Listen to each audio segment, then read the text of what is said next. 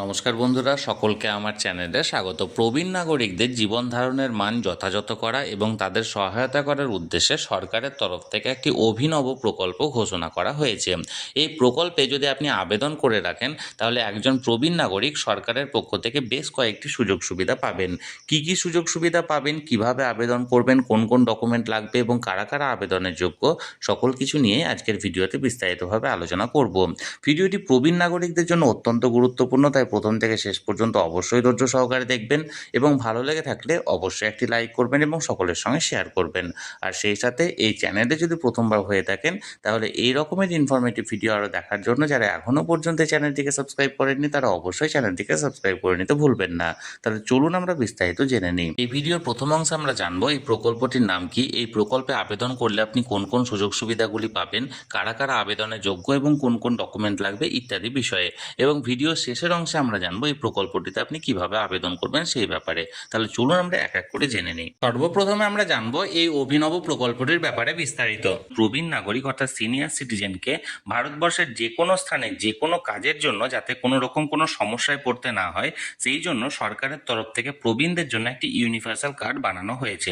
এই কার্ডটি যদি একজন প্রবীণ নাগরিক বানিয়ে থাকেন বা এই কার্ডের জন্য আবেদন করে থাকেন তাহলে তিনি ভারতবর্ষের যে কোনো স্থানে অন্যান্য কোনো ডকুমেন্টস ছাড়াই সমস্ত রকমের সুযোগ সুবিধা পাবেন। ফর এক্সাম্পল, ধরুন পশ্চিমবঙ্গের একজন সিনিয়র সিটিজেন যদি তামিলনাড়ুতে কোনো হসপিটালে গিয়ে কোনো রকম কোনো সমস্যায় পড়েন বা কোনো রকম কোনো ডকুমেন্টসের প্রয়োজন হয় তাহলে তাকে আলাদাভাবে আধার কার্ড বা এপিক কার্ড বা প্যান কার্ড বা অন্যান্য কোনো রকম কোনো ডকুমেন্টস ক্যারি করার প্রয়োজন পড়বে না। শুধুমাত্র এই সিনিয়র সিটিজেন কার্ডটি থাকলে তিনি তামিলনাড়ু সেই হসপিটালে নিজের সমস্যা তিনি এখানে সারিয়ে নিতে পারবেন। এবং শুধু এই হসপিটাল বলে না, যে কোনো স্থানে অর্থাৎ সমগ্র ভারতবর্ষের যে কোনো স্থানে যে কোনো সমস্যার জন্য সিনিয়র সিটিজেনকে অন্য কোনো ডকুমেন্টসের প্রয়োজন হবে না। শুধুমাত্র এই সিনিয়র সিটিজেন কার্ডটি থাকলেই তিনি সমস্ত রকমের সুযোগ সুবিধা পাবেন। এবার আমরা জানবো এই সিনিয়র সিটিজেন কার্ডের জন্য আবেদন কারা কারা করতে পারেন। এই সিনিয়র সিটিজেনে আবেদন করার জন্য সেরকম কোনো কঠোর নিয়ম নেই। আপনি পুরুষ বা মহিলা যেই হন না কেন, আপনার বয়স যদি 60 বছরের বেশি হয়ে থাকে তাহলে আপনি এই সিনিয়র সিটিজেন কার্ডের জন্য আবেদন করতে পারেন। আর দ্বিতীয় যে এলিজিবিলিটি ক্রাইটেরিয়ার মধ্যে পড়ছে সেটা হলো আপনাকে অবশ্যই ভারতীয় নাগরিক হতে হবে। আপনি যদি এনআরআই হয়ে থাকেন তাহলে আপনি এই মানে সিনিয়র সিটিজেন কার্ডের জন্য আবেদন করার জন্য যোগ্য নন।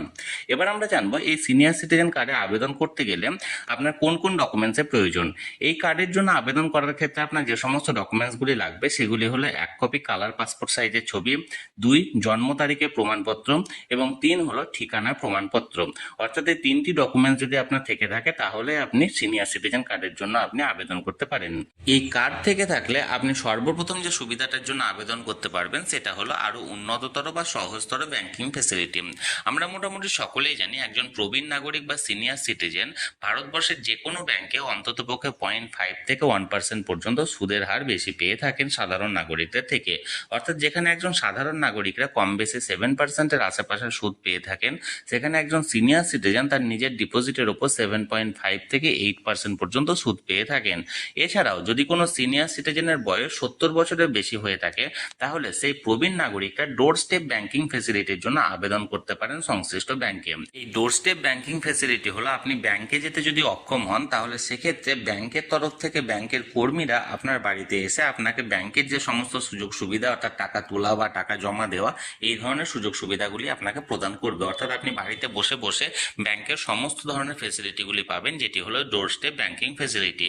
এটা যদি আপনি 70 বছরের বেশি বা আপনার বয়স হয়ে থাকে তাহলে সেক্ষেত্রে ডোর স্টেপ ব্যাংকিং ফ্যাসিলিটির জন্য আপনি আবেদন করতে পারেন। এর পরের যে সুবিধাটা একজন প্রবীণ পাবেন এই কার্ডটি বানালে সেটা হলো ওয়েলফেয়ার স্কিমে প্রবীণদের এন্ট্রি।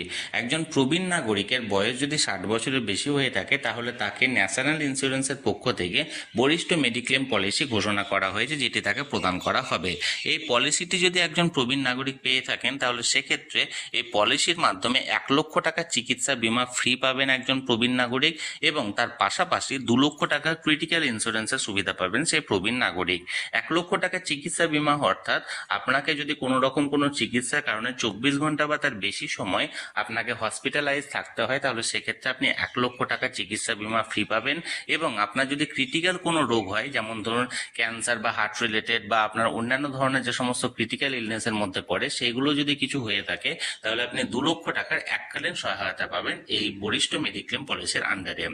পরের যে সুবিধাটা একজন প্রবীণ নাগরিককে দেওয়া হবে সেটা হলো চিপার এয়ার টিকিট অর্থাৎ এয়ার ফেয়ারের উপর কনসেশন। একজন প্রবীণ নাগরিক যে কোনো সরকারি এয়ারলাইন্সে 40 থেকে 50% পর্যন্ত ডোমেস্টিক ফ্লাইটের ক্ষেত্রে টিকিট মূল্যে ছাড় পেতে পারে যদি তার এই কার্ডটি বানানো থাকে। অর্থাৎ আপনি উইদিন ইন্ডিয়া, ভারতবর্ষের মধ্যে যে কোনো ডোমেস্টিক ফ্লাইটে আপনি যদি ইকোনমি ক্লাসে ভ্রমণ করে থাকেন তাহলে আপনাকে টিকিট ফেয়ারের উপর 40 থেকে 50% পর্যন্ত ছাড় দেওয়া হবে। এর পরের যে সুবিধাটা একজন প্রবীণ নাগরিককে দেওয়া হবে সেটা হলো ইনকাম ট্যাক্স বেনিফিট। যেখানে একজন সাধারণ নাগরিকরা 2.5 লক্ষ টাকা পর্যন্ত ইনকামটা ট্যাক্স ফ্রি হিসাবে পেয়ে থাকেন, সেখানে একজন সিনিয়র সিটিজেনকে দেওয়া হয় 3 লক্ষ টাকা পর্যন্ত ইনকামটাকে ট্যাক্স ফ্রি করার সুযোগ, এবং একজন সুপার সিনিয়র সিটিজেনকে 5 লক্ষ টাকা পর্যন্ত ইনকাম ট্যাক্স ছাড় হিসাবে ঘোষণা করা হয়। এছাড়াও টিডিএস এর উপর যে ছাড়টা, সেটা যেখানে একজন সাধারণ নাগরিক 40,000 টাকা পেয়ে থাকেন, সেখানে একজন সিনিয়র সিটিজেনকে 50,000 টাকা পর্যন্ত টিডিএস অর্থাৎ ইন্টারেস্ট থেকে প্রাপ্ত, মানে ডিপোজিটের উপর থেকে প্রাপ্ত যে ইন্টারেস্ট, সেই ইন্টারেস্টের উপর 50,000 টাকা পর্যন্ত টিডিএস ফ্রি হিসাবে এখানে ঘোষণা করা হয়। এর পরের যে সুবিধাটা পাবেন সেটা হলো রিডিউস টেলিফোন চার্জেস। একজন প্রবীণ নাগরিক যদি কোনো সরকারি বিএসএনএল বা এমটিএনএল টেলিফোনের সুবিধা গ্রহণ করে থাকেন, তাহলে সেক্ষেত্রে এই সুবিধা নেওয়ার জন্য 25% থেকে 30% পর্যন্ত বিনামূল্যে ইনস্টলেশন চার্জ নেওয়া হবে। এরপর যে বিলটা হবে সে বিলের উপরও তাকে ডিসকাউন্ট প্রদান করা হবে যদি তার এই কার্ডটি বানানো থাকে।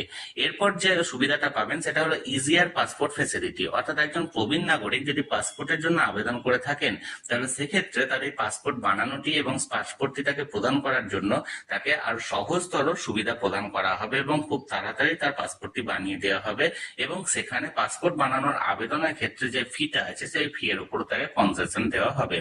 এরপর যে সুবিধাটা একজন সিনিয়র সিটিজেন পেয়ে থাকবেন সেটা হলো প্রায়োরিটি ইন কোর্ট হিয়ারিং। এক্ষেত্রে যদি কোনো সিনিয়র সিটিজেন কোর্টে কোনো কেস করে থাকেন, তাহলে সেক্ষেত্রে তার কেসটিকে আর্জেন্ট বেসিসে দেখা হবে, অর্থাৎ তার জন্য তার কোর্টের হিয়ারিং এর জন্য বেশি দিন তাকে ওয়েট করতে হবে না। খুব আর্জেন্ট বেসিসে তার সিনিয়র সিটিজেনদের কেসগুলি দেখা হয় এবং খুব তাড়াতাড়ি এই সকল কেসগুলি রায় প্রদান করা হবে। তাহলে বন্ধুরা, এই সকল কিছু সুবিধা একজন সিনিয়র সিটিজেন যদি তার সিনিয়র সিটিজেন কার্ডটি বানিয়ে থাকে তাহলে তাকে প্রদান করা হবে সরকারের পক্ষ থেকে। এবার আমরা জানবো এই কার্ডটি আপনি বাড়িতে বসে কিভাবে বানাবেন। এই জন্য প্রথমত আপনাকে গুগলে সার্চ করতে হবে senior citizen card apply online বলে। এবার যখন আপনি গুগল বা ক্রোমে আপনি সার্চ করলেন, আপনার প্রথম যে অপশানটি বেরোবে সেই অপশানে একটা সিনিয়র সিটিজেন কার্ডের আবেদনের লিঙ্ক দেখা যাবে। আপনি যখনই সেই সিনিয়র সিটিজেন কার্ডের আবেদনের লিঙ্ক দেখতে পাবেন, সেখানে বিভিন্ন রাজ্যের নাম থাকবে। আপনি সংশ্লিষ্ট যে রাজ্যের বাসিন্দা সেই রাজ্যের যে লিঙ্কটা থাকবে, সেই রাজ্যের লিঙ্কে আপনি যখন ক্লিক করবেন তখন এই রকমের একটি ফর্ম বেরিয়ে আসবে। আমি যেটা আপনাদেরকে এখানে দেখুন স্ক্রিনে শেয়ার করেছি, দেখুন এখানে একটি অ্যাপ্লিকেশন ফর্ম বেরিয়ে এসছে, application form senior citizen identity card. এখানে এবার কী কী আপনাদেরকে দিতে হবে দেখুন। প্রথমত আছে অ্যাপ্লিকেন্ট ডিটেল। অ্যাপ্লিকেন্ট ডিটেলসে আপনার যেটা নাম, সেই নামটা আপনি বসাবেন নেমের জায়গায়। ফাদার বা হাজব্যান্ড নেম, অর্থাৎ আপনি যদি পুরুষ হয়ে থাকেন আপনার বাবার নাম বসাবেন, এবং অবিবাহিত মহিলারাও বাবার নাম বসাবেন, এবং বিবাহিত মহিলারা এই জায়গাটায় হাজব্যান্ডের নাম বসাবেন। জেন্ডারের জায়গায় মেল, ফিমেল এবং ট্রান্সজেন্ডার দেওয়া আছে, দেখুন এখানে আপনার যে জেন্ডারটা সেটা আপনি বসাবেন। পাশে এই সাইডে একটা ছবি আছে, এই ছবিটাকে এখানে আপনার রিসেন্ট পাসপোর্ট সাইজের ছবি আপনাকে বসাতে হবে। এরপর দেখুন ডেট অফ বার্থ, অর্থাৎ আপনার জন্ম তারিখ, প্রথমত ডেট, তারপরে মান্থ, তারপরে ইয়ার, এখানে এই ফর্মে আপনি এখানে বসিয়ে দেবেন। এরপর আপনার মোবাইল নাম্বার, যে মোবাইল নাম্বারটা চালু আছে সেই মোবাইল নাম্বারটা বসাবেন। তারপর আধার নাম্বার, আপনার বর্তমান আধার নাম্বারটা আপনি বসিয়ে দেবেন। ইমেল নাম্বার যদি আপনার থাকে আপনি ইমেল বসাবেন, না হলে বসাবেন না। হাইটটা এখানে মানে স্টার মার্ক দেওয়া আছে, অর্থাৎ হাইট আপনাকে বসাতে হবে।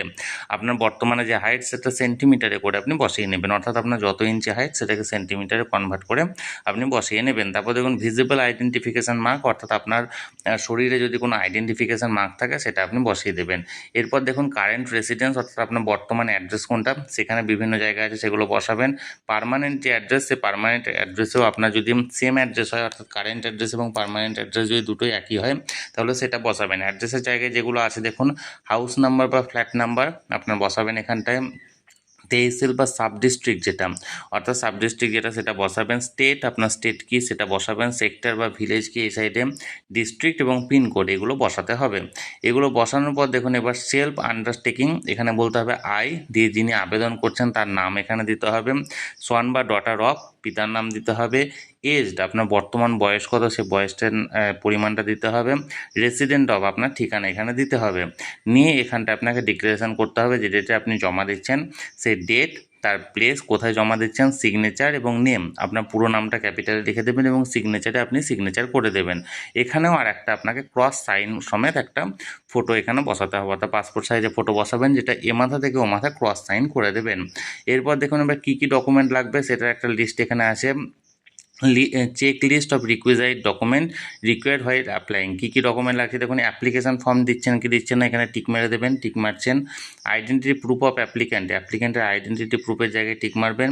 ফটোগ্রাফ আপনার পাসপোর্ট সাইজে ফটোগ্রাফ আপনি দিচ্ছেন সেখানে টিক মারবেন। রেসিডেন্স প্রুফ অর্থাৎ আপনার বাসস্থানের প্রমাণপত্র, অর্থাৎ যে স্থানে করছেন যেটা আপনার রেসিডেন্সিয়াল প্রুফ আপনি দিচ্ছেন, হয়তো আধার কার্ড দিচ্ছেন বা যে কোনো যেটা দিচ্ছেন সেটা টিক মারবেন। এবং ডেট অফ বার্থ প্রুফ আপনার জন্ম তারিখের প্রমাণপত্র হিসাবে একটা টিক মারবেন এবং এই কাগজ কটা দেবেন, যার মধ্যে অ্যাপ্লিকেশান ফর্ম হচ্ছে এটাই আপনার থাকছে, বাদ বাকি 4টে ডকুমেন্ট আপনাকে দিতে হচ্ছে।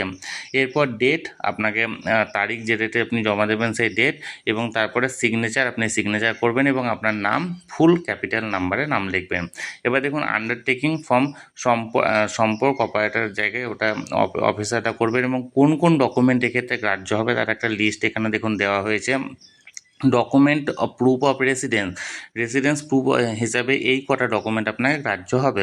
এখানে চাইলে আপনি পোজ করে দেখে নিতে পারেন, পাসপোর্ট, টেলিফোন বিল, তারপরে এখানে আছে দেখুন applicant current and valid ration card, Aadhaar card বা ই আধার, রেজিস্টার্ড রেন্ট অ্যাগ্রিমেন্ট, তারপর ফটো পাসবুক, তারপরে হচ্ছে house allotment centre, house allotment letter, revenue record, তারপরে রেজিস্টার্ড সেল ডিড, তারপর সার্টিফাইড ভোটার লিস্ট এটসেট্রা। এর পাশাপাশি দেখুন document proof of identity proof হিসাবে কী কী ডকুমেন্ট গ্রাহ্য হবে।